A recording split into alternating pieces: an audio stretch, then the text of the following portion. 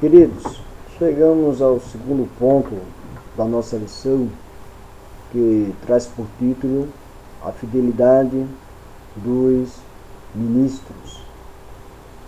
E o primeiro subponto deste segundo ponto fala sobre o bom ministro. O bom ministro é aquele que serve a igreja, exortando, ensinando e discipulando as ovelhas do Senhor.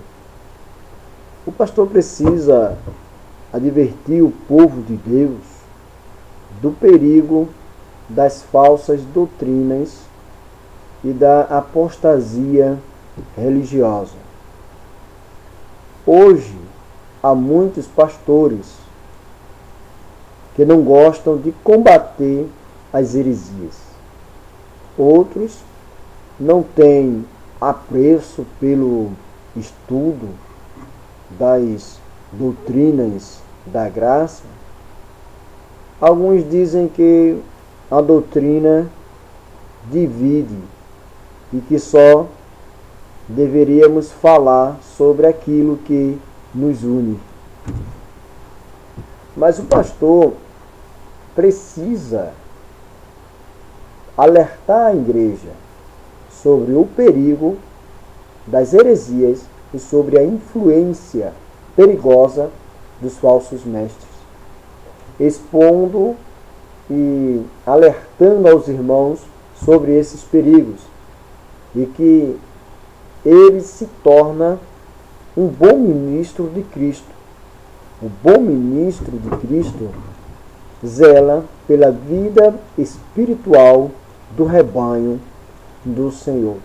Fazendo isso, o ministro, zelando por aquilo que Deus colocou em suas mãos, ele se torna um bom ministro. O bom ministro é aquele que se alimenta da palavra, depois alimenta o rebanho com a palavra. O apóstolo Paulo, ele falou para Timóteo, no capítulo 4, versículo 6, a parte B do versículo, ele diz: alimentando com a palavra da fé e da boa doutrina que tens seguido. Segundo o reverendo Hernandes Dias Lopes, primeiro pastor é um estudante que aprende a palavra. Depois é um mestre que ensina a palavra. Primeiro ele se debruça sobre os livros. Depois ele se levanta diante da congregação para ensinar.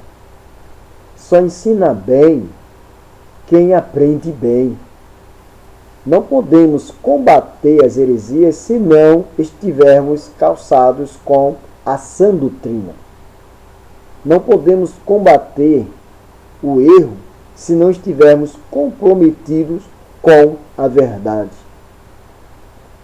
Não podemos enfrentar as falsas doutrinas se não permanecermos na sã doutrina. Cabe o ministro do Evangelho combater a mentira e promover a verdade, denunciar as heresias e anunciar o Evangelho, desmascarar as falsas doutrinas e colocar em relevo a sã doutrina. Fazendo isso, o obreiro, ele se torna um bom ministro de Cristo.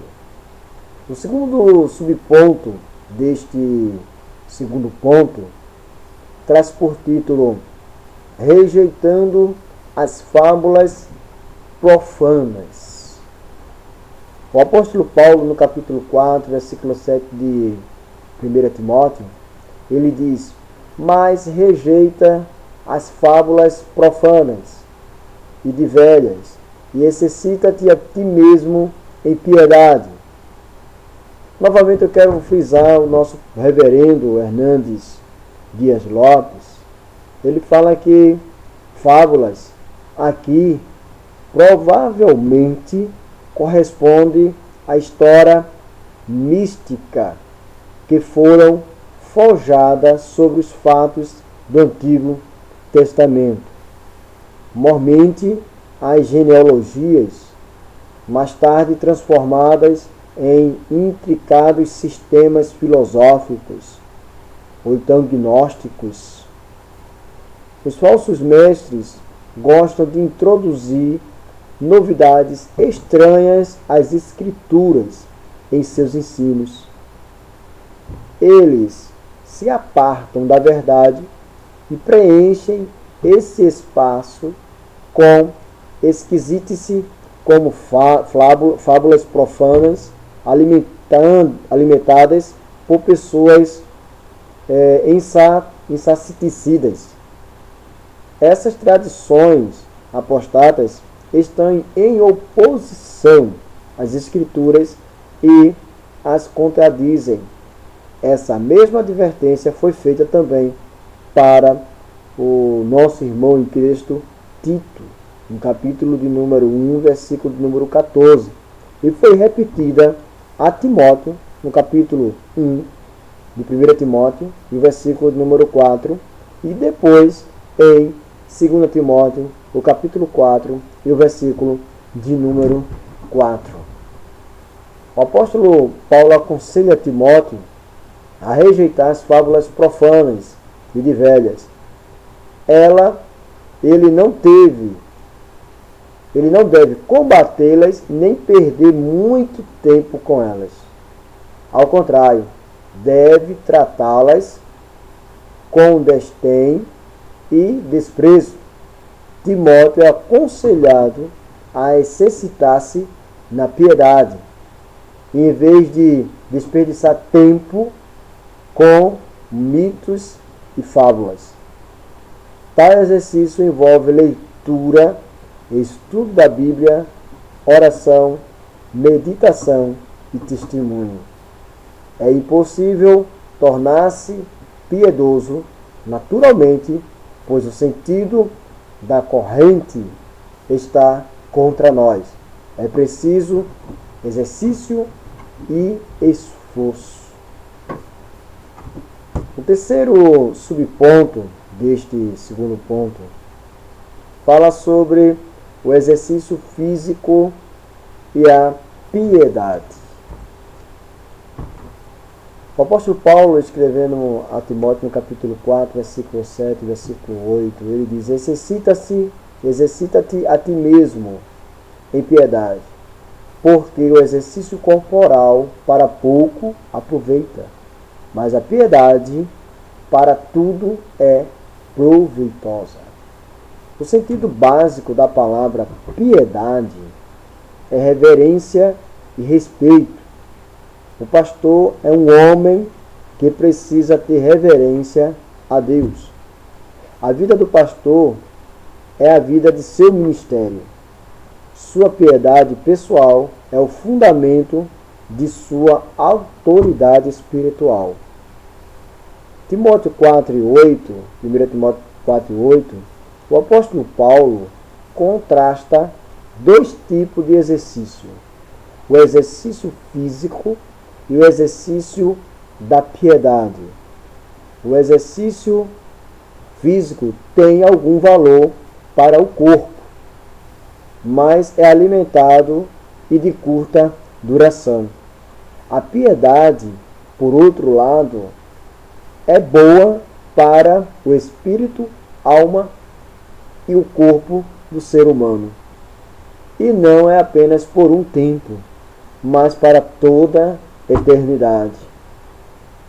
É claro que precisamos cuidar do corpo, e o exercício faz parte desse cuidado. O corpo é o templo do Espírito Santo, que deve ser usado para a sua glória, isso para a glória de Deus. E também é um instrumento para o serviço do Senhor. Contudo, os exercícios beneficiam o corpo apenas nesta vida, ao passo que o exercício da piedade é proveitoso hoje e na eternidade. Paulo não pede que Timóteo escolha entre um e outro. Devemos praticar ambos, mas nos concentrarmos na piedade. Mais que o cuidado com o corpo, o pastor precisa de seu caráter e de sua reputação. Pense nisso. Não valorize apenas o exercício físico, mas valorize mais o exercício da piedade, pois esse exercício precisa de um cuidado especial, porque trata muito do caráter e da reputação do homem de Deus. No próximo vídeo, iremos entrar no terceiro ponto da nossa lição, que fala sobre a diligência no ministério em nome de Jesus.